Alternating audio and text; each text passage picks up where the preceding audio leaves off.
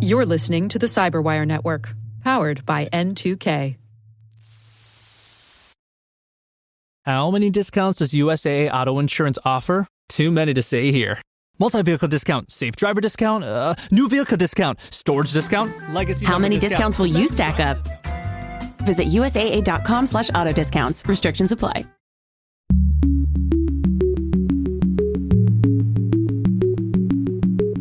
Hello, everyone, and welcome to Caveat, N2K Cyberwire's privacy, surveillance, law, and policy podcast. I'm Dave Bittner, and joining me is my co-host Ben Yellen from the University of Maryland Center for Health and Homeland Security. Hey there, Ben. Hello, Dave. On today's show, Ben discusses a potential new federal policy banning state regulation of AI. I've got the story of President Trump signing the Take It Down Act into law. While this show covers legal topics and Ben is a lawyer, the views expressed do not constitute legal advice. For official legal advice on any of the topics we cover, please contact your attorney.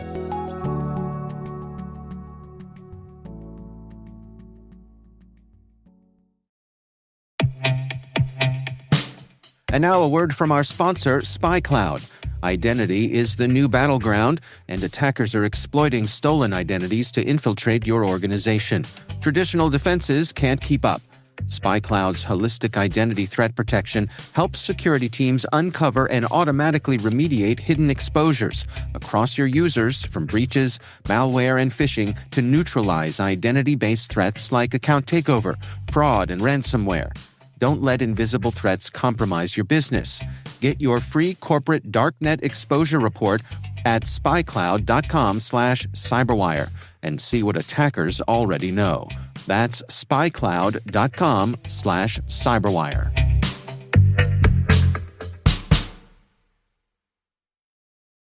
All right, Ben, we've got a lot of good stuff to cover here today. Why don't we jump right into it? What do you have for us this week? Sure. So for those folks who follow Congress, everybody is tracking the One Big Beautiful Bill. That is actually what it's called.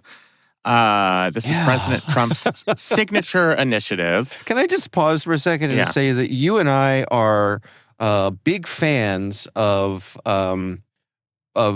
whimsy when naming bills, particularly when it comes to abbreviations. We love and fun acronyms. Acronyms. That's right. So we are fans of acronyms. I feel like this sort of leapfrogs that all together and just goes for a whimsical name. Just we're going to name it like it came out of the president's mouth, and that's what we're going to call it. Yeah, I mean, it's funny in that respect. Like, He did that, too, with the Tax Cuts and Jobs Act in 2017, where I think the original name was like, the Enhancing Economic Prosperity of the American People. He's just like, we should just call it Tax Cuts and Jobs. Yeah. I kind of think it's not a bad idea, because his fans will know this as the Big Beautiful Bill and not the President's Reconciliation Package. Right. Not terribly descriptive, but Hey, if it's big and beautiful, he gets to name it, right? If it's big and beautiful, it must be good. There you go. All of the attention has been on tax stuff. There are extensions of the 2017 Trump tax cuts. There's this whole battle about the state and local tax deduction. There's the side that cuts spending, mostly on Medicaid. So there's a kind of a big divide on that.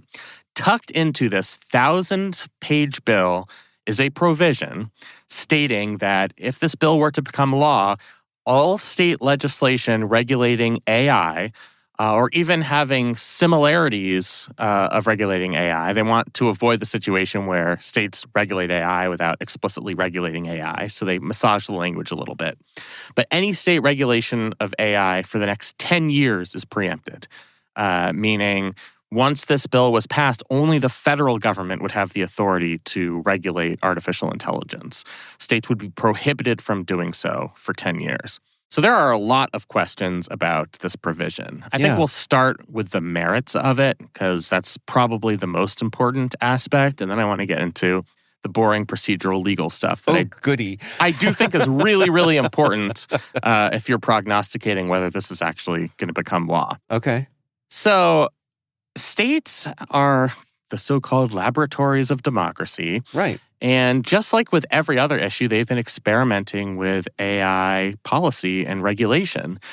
We've seen AI legislation regulating the use of deepfakes in election season, regulating deepfake pornography, We've seen states set up AI governance structures. Here in Maryland, we now have an AI sub-cabinet within the governor's office. We, in Maryland, also passed an election-related AI bill in this past legislative session. So states are experimenting with regulation of this new technology, and states have that flexibility. They can cater policy to the political nature of their states, so they pass what they think will be acceptable. What might pass in red states is going to be different than what passes in blue states, and then they can learn from one another. So if there's a policy that passes in one state and it's successful, it can become a model for other states. This law would preempt all of that. And frankly, I've never seen anything like it, any provision that prohibits state regulation on a given subject. Mm-hmm. And I kind of wonder why this is in here and how it got in here. I have my guesses. I think the president's new big tech friends don't want a 50-state patchwork of legislation and regulation that they have to comply with. I think they'd rather just have one federal standard. But this just seems to be a very overbroad way of accomplishing that goal. So that's kind of what I see on the policy. A shout out to our friend of the pod, Maryland State Senator Katie Fry Hester, who's written op-eds with law professors and other state legislators on this. One of them, which we'll post in the show notes, was on the Lawfare blog. And her argument, which I think is right on, is that Congress shouldn't be cutting off states at the knees when it comes to AI regulation. States have the constitutional responsibility to protect the health, safety, and welfare of their citizens. This is a new technology. While there are a lot of positive aspects to it, there are a lot of potential pitfalls. And it's the responsibility of states to ensure that their residents are protected from those negative side effects. So it seems to me to be like just a bad idea policy-wise, if I were to submit my own opinion on the matter. Then there's the question of whether this is legal at all. Yeah. So that's a very interesting question. I'm going to start with something called the Byrd Rule. And please bear with me because this is extremely boring. Oh, way to sell it, Ben. I know. And I'm just going to try my hardest to explain this as quickly as possible without people falling asleep. But basically, Republicans are using a legislative vehicle called reconciliation. The reason they're using that is if you call a bill a reconciliation bill, it only needs 50 votes to pass the Senate instead of 60 votes. And Republicans have 53 votes in the Senate, so they wouldn't need any Democrats to support the bill. The catch is that reconciliation bills are supposed to deal with taxing and spending matters only. In other words, every provision in the bill has to either increase or decrease the deficit. It has to have something to do with federal spending. It is an economic policy bill. If there is a provision that doesn't directly either raise or lower revenues or raise or lower spending, there's something in the Senate called the Byrd Rule, named after former Senator Robert Byrd, where any senator can raise a point of order that a given policy in a bill isn't a revenue raiser, decreaser, or a spending raiser, decreaser. Is decreaser even a word? I feel like people have already tuned this out. Basically, any senator can raise this, and a parliamentarian would presumably agree with them and say, yes, a provision banning state regulation of AI doesn't have anything to do directly with spending or taxing. Therefore, it's ineligible to be included in a reconciliation bill. Okay. And it would require 60 votes to overturn the ruling of the parliamentarian. So because this provision seems very obviously to me to have nothing to do with taxing and spending, I think this is something that shouldn't be allowed in a reconciliation bill.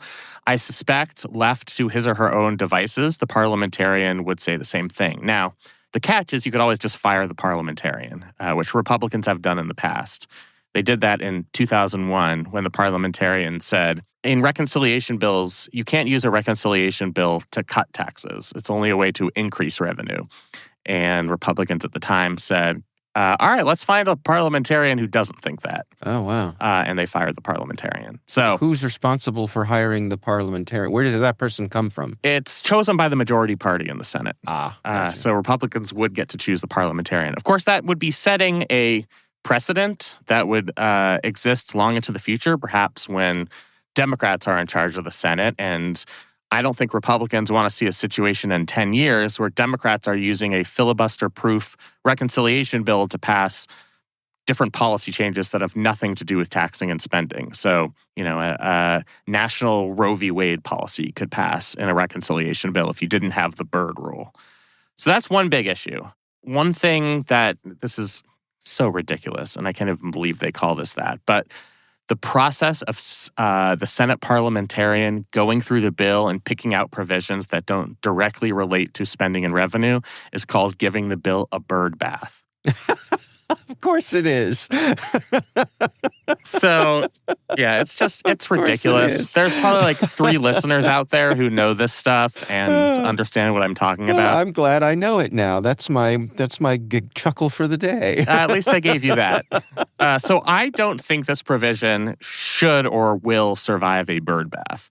Okay. Second problem is, even if this wasn't a reconciliation bill, can Congress do this in the first place? Yeah. The 10th Amendment says that anything not directly given to the federal government in the enumerated powers of the Constitution belongs to the states and the people, respectively. Now, it should be obvious to you, based on the fact that the Constitution was ratified in the 1780s, and the Bill of Rights was ratified in the 1790s, that there's nothing in there on artificial intelligence. Right. So theoretically, this should be something left to state governments. What the federal government would argue is that this does fall under one of their enumerated powers, which is regulation of interstate commerce. Because AI policy would have a substantial effect on interstate commerce, this is something that the federal government should be able to regulate. But there's kind of a rich irony here, because Republicans for years have believed that courts are far too permissible about calling things interstate commerce that aren't actually interstate commerce. Mm-hmm. So the famous case on this was that a guy during World War II was growing corn on his own farm and consuming it himself. Yeah. Or maybe it was wheat. I think it was wheat. He wasn't selling it on the market. And Congress was trying to regulate that behavior because they wanted to regulate the supply and demand of wheat products during World War II. And the Supreme Court held that Congress, even though this person was producing and consuming his own wheat, that Congress could regulate it because that activity itself has a substantial effect on interstate commerce. Okay. Because he's not going to be able to sell it in a public market. Other producers, it affects other producers and other consumers, et cetera. Okay. And Republicans have hated that holding. Ask any Republican legal scholar. They've wanted to overturn that case, Wickard v. Filburn. Whereas usually it's Democrats who want broad authority for the federal government to regulate interstate commerce. Mm-hmm. Here, it's the Republicans who would be instituting this policy, and they would be in the position of going to court and saying, this is interstate commerce, therefore the federal government has the power to regulate it. And if the federal government has the power to regulate it, they can explicitly in legislation preempt state law on the subject. If it's within one of the federal enumerated powers, they generally can put a provision in there that says states are preempted from passing any legislation on this subject. They've done that in a number of circumstances, certain tobacco policies, marijuana being another one. I'm shocked that there isn't stuff with gun control from the feds, or is it because of the Second Amendment? Yeah, because of the Second Amendment. Okay. Exactly. Okay, got it. And there's been an interpretation that in order to effectuate the Second Amendment, the federal government does have a role in gun policy. I see. Okay. But yeah, I think this is something that Congress could do if they could convince a court that this actually was a regulation of interstate commerce. Well, help me understand then, because you and I have been talking for years about the desire for federal privacy legislation. Yep. Where would the Still rights... waiting for it. Well, yeah, and don't hold your breath. But what would the justification for the feds having jurisdiction to do that in this context? It's sort of the same thing that if industry or really anyone else wants a uniform regulation, they want the federal government to be making the policy and not the states. Because complying with 50 separate state statutes, including many that I'm sure tech companies think overregulate them, which is states like California and even states like Maryland, they would rather have a uniform federal regulation. So there were provisions in proposed data privacy laws that said this preempts any state law on data privacy, which Congress can do. Again, as long as they can convince a court that this is a regulation of interstate commerce, then they can preempt state law on the matter. Right. That's actually one of the reasons why data privacy legislation has had a difficult time passing, because California legislators look at things like the CCPA and say, we want that to be the federal standard. That's far stricter than anything being proposed at the federal level. We don't want Congress to preempt that California state statute. And that's what would have happened if some of these proposals had passed. So it comes from the same desire among industry and even other stakeholders to want to have uniform regulation. It's different for me to preempt existing regulation versus preemptively, this is a tongue twister here, but preemptively preempting all legislation on a given subject for a period of 10 years. Especially when we don't really know where AI is going to be going in the next 10 years. Right. There could be new issues that come up. Congress is notoriously slow in enacting policy on various matters, as we've seen with data privacy. So if this provision were to pass and states were preempted, there would be nobody out there promulgating regulations to protect us from these negative effects of AI that we might not even know about. So that's what the consequences of this provision would be.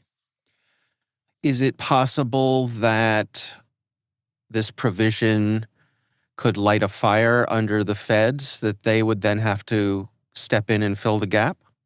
I think that's the idea. But again, you can't hold your breath on that.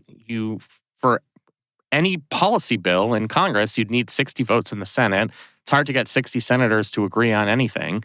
Even if it was intended to light a fire under Congress, you can't force Congress to act. Congress, even in situations where the intention of previous legislation was to force them into action, sometimes they just decide not to act. Yeah. Remember sequestration? There were supposed to be spending cuts that were so catastrophically bad that Congress would have to come together and find other ways to reduce the deficit. But they just didn't do that. And so sequestration for several years was in effect. And there were drastic across-the-board spending cuts in both domestic areas and the military. So you can't force Congress to take action. All you'd be doing definitively by including this type of provision is preempting states from being able to enact legislation on this matter. And I think it would prevent states from being those laboratories of democracy, for trying out new approaches to protecting against bias and discrimination, or protecting against hallucinations or deepfake pornography. I think it would really handicap states' ability to protect their citizens. And that's why I think this is in my opinion, a bad policy. Is this, we presume, put in here in response to lobbying from the AI companies themselves? I would guess so. I don't know that for a fact. So don't sue me, AI companies. This is just my conjecture on the matter. Oh, well, who stands to benefit? They stand to benefit. So it's likely they also have powerful lobbyists, and it's likely that they tried to get this inserted in this mega bill, which has all of these other more controversial positions or controversial provisions that maybe members of Congress wouldn't notice that this was in there. Right. But you know, our dedicated, especially staff members who work on Capitol Hill, they are public servants, and enough of them read full pieces of legislation that they are going to discover this stuff. Yeah. And I'm glad that they did, because there's been an opportunity, especially among state legislators, including Senator Hester here in Maryland, to push back against this before it is enacted into law. So we're still, as we're recording this, in the preliminary stages of consideration of this bill. It hasn't passed the House or the Senate. It's unclear whether it will pass the House or the Senate. There's a lot of disagreements on various policy provisions, but the fact that this is in here, I think, is a warning that Congress potentially has this intention to preempt state legislation and to handcuff state legislators as they try to resolve some of these critical issues. So suppose there's a lot of pushback here and the Republican legislators decide that it's not worth the fight this round. Would it just get amended out? Yeah, they could easily take it out. They could take it out before it goes to the floor of the House of Representatives. You can do that through the Rules Committee. If it passes the House, even beyond the whole bird bath issue in the Senate could just take out the provision. Then it would have to go back to the House, or they'd have to resolve their differences in conference committee. So you can always take out small provisions in large pieces of legislation if you think that that's the thing holding up the bill. Yeah. My concern is that it's just hard to draw eyeballs to this when so much of the controversy is about fundamental things like Medicaid cuts, right? Extending tax cuts. Like, if we're having big fights about those, this is the type of thing that just might go under the radar. Mm-hmm. The Rules Committee in the House, which decides under which rules this bill will be considered on the floor of the House of Representatives, that's happening at 1 a.m. tomorrow for some reason. I saw that. Yeah. Literally under the shadow of darkness in the middle of the night, they're meeting like... I don't know why they're doing that, frankly. It's bizarre. Well, it's hard to schedule a lot of people, so maybe that's just when they had some an availability in their busy schedules. Yeah, forget burning the midnight oil. We're now burning the 1 a.m. oil. All of that is to say, it'll take people like me and other interested academics and stakeholders to keep such a close eye on this that the activists who care about this stuff at the state level can have full knowledge of what's going on. So if this is something you care about, I would try and set up Google alerts and follow journalists who know this stuff really well. And just follow people who are on Capitol Hill who are talking to members of Congress, because they're going to be the ones who are going to break stories like this. And it's not easy to follow when so much else is happening, but it's certainly something I see as my responsibility to keep people that I talk to informed, because this is not something that's going to show up on the front page of the New York Times. Yeah. All right. Well, we will have a link to that story in the show notes. We're going to take a quick break to hear from our sponsor. We will be right back.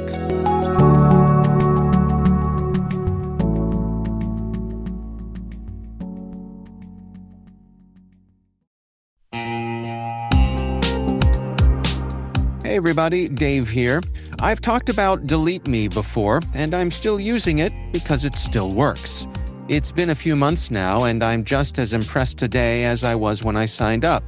Delete Me keeps finding and removing my personal information from data broker sites, and they keep me updated with detailed reports, so I know exactly what's been taken down. I'm genuinely relieved knowing my privacy isn't something I have to worry about every day. The Delete Me team handles everything. It's the set it and forget it peace of mind. And it's not just for individuals. Delete Me also offers solutions for businesses, helping companies protect their employees' personal information and reduce exposure to social engineering and phishing threats. And right now, our listeners get a special deal, 20% off your Delete Me plan. Just go to joindeleteme.com/N2K and use promo code N2K at checkout. That's joindeleteme.com/N2K, code N2K.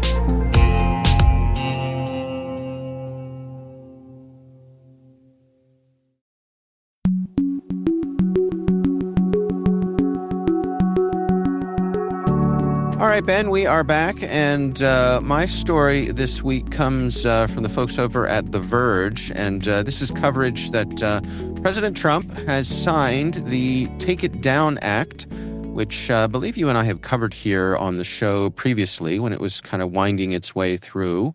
But he has signed it. It is now law. So this is the act that criminalizes the distribution of non-consensual intimate images, including AI-generated deepfakes. And this bill was passed with bipartisan support. They had backing from tech companies, advocacy groups, and it was also championed by the First Lady, by Melania Trump. So it's not every day that you see Amy Klobuchar and Ted Cruz come together on an issue. Right. But they did on this. They were the primary sponsors in the Senate. And this passed overwhelmingly in both chambers of Congress. And it is a legislative victory for President Trump. He hasn't signed that many pieces of legislation. He's taken a lot of executive actions. But this is something this is a feather in his cap. Yeah. So getting into the details here, offenders can face up to 3 years in prison plus fines. And the social media platforms are given 48 hours of notice to make reasonable efforts to remove all copies of the non-consensual intimate images. The Federal Trade Commission is going to enforce the law. I guess they're rolling it out over the next year to give companies time to come into compliance. Yes, so it's 1 year before enforcement begins. And enforcement does belong to the Federal Trade Commission, which has presented some concerns, especially allegations that the FTC has become politicized. President Trump fired the 2 minority Democratic members of the FTC. So that's something that law critics of this legislation have kind of glommed onto. Also, I think a lot of stakeholders, even ones who are supportive of the bill, think that it's written in a way that's kind of vague and could be overbroad, so that more than what the law was intended to punish, these non-consensual intimate images ends up getting taken down, or there are takedown demands for things that aren't actual non-consensual intimate images created through AI. Right. That it becomes a vehicle to censor what's otherwise constitutionally protected speech. So that happens sometimes. It's certainly a well-intentioned policy, and I think we'll just have to see what happens when it actually gets implemented. Well, it seems to me like the social media platforms are going to err on the side of taking things down, much in the same way that we've seen over on YouTube when you have copyright violations or accusations of copyright violations. Right. I had my son, who was 1 year old at the time, dancing in his preschool to a Justin Timberlake song. You got a copyright strike? Got a copyright. I had to take that down. It was such a cute video, too. Yeah.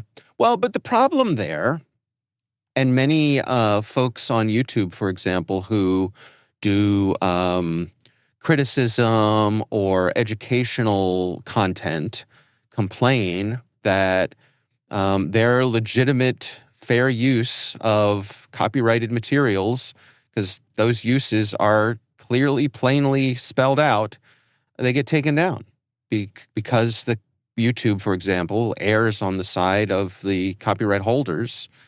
And there's no penalty for YouTube for improperly taking down people's content. And so I guess that's a fear here as well, that if there's no penalty for taking things down inappropriately, people could weaponize this to just take down stuff they don't like. Yeah, and if you think companies like YouTube are going to be extra careful about taking down copyrighted material, when we start talking about non-consensual sexual images, I think they're going to be even more sensitive about that. They don't want to get the bad publicity of, was that really non-consensual? Should we really take that down? I think it certainly is in their political interests to be overbroad in which images they do take down. What that does mean is if there are First Amendment implications here, if people's content is taken down that probably should not be taken down under this law, we could see years worth of litigation. Right. Just because the language of the statute is very kind of vague and difficult to parse. Yeah. So it could be a long time before we know exactly what's eligible to be taken down under the Take It Down Act. So they fully expect that once this goes into effect, we'll see some lawsuits over it? Yeah, absolutely. One of the great quotes from President Trump here about constitutional concerns with this bill. People talked about all sorts of First Amendment, Second Amendment. They talked about any amendment they could make up, and we got it through. So I guess, wow. I guess that resolves it. Okay. So there are going to be First Amendment concerns. And I expect that we'll see litigation just as soon as we kind of determine how the FTC is enforcing this law.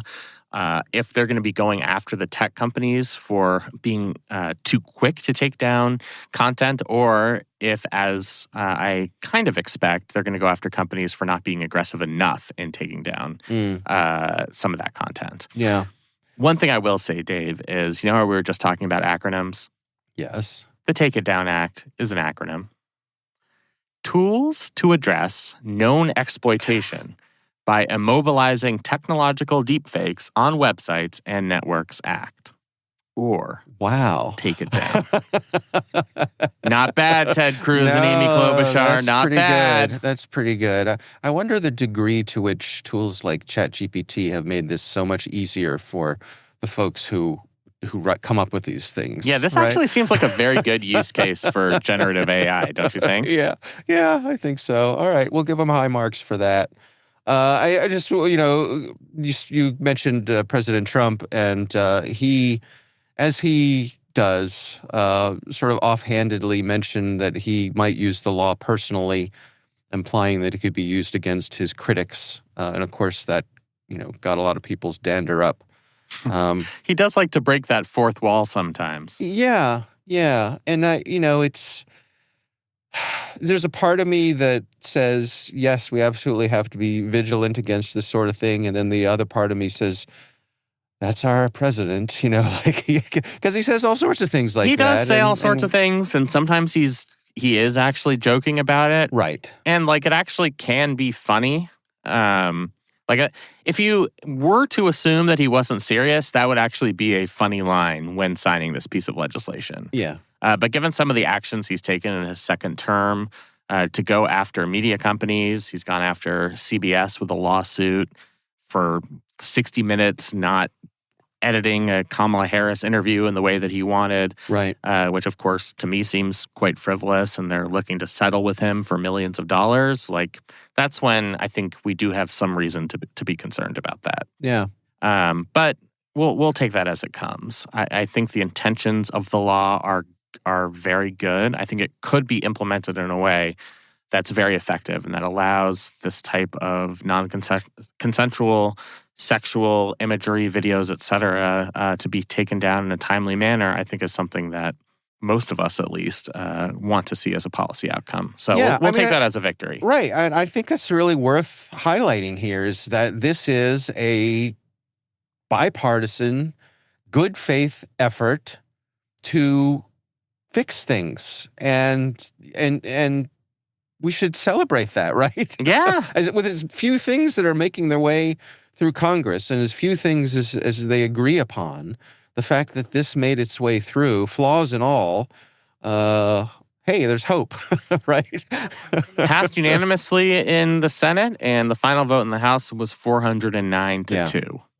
So you rarely see that for legislation of any substance. And so that is a good thing.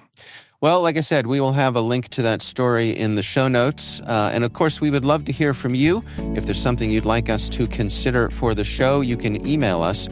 It's caveat@n2k.com. Worried about cyber attacks? CyberCare from Storm Guidance is a comprehensive cyber incident response and resilience service that helps you stay prepared and protected. A unique onboarding process integrates your team with industry-leading experts. So if an incident occurs, your response is optimal. Get priority access to deeply experienced responders, digital investigators, legal and crisis PR experts, ransom negotiators, trauma counselors, and much more. The best part? 100% of unused response time can be repurposed for a range of proactive resilience activities. Find out more at cyber.care/cyberwire.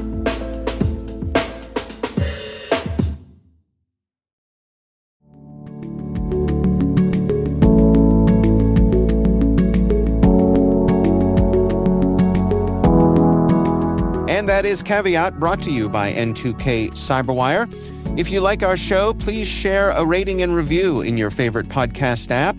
This episode is produced by Liz Stokes. Our executive producer is Jennifer Eiben. The show is mixed by Trey Hester. Peter Kilpie is our publisher. I'm Dave Bittner. And I'm Ben Yellen. Thanks for listening.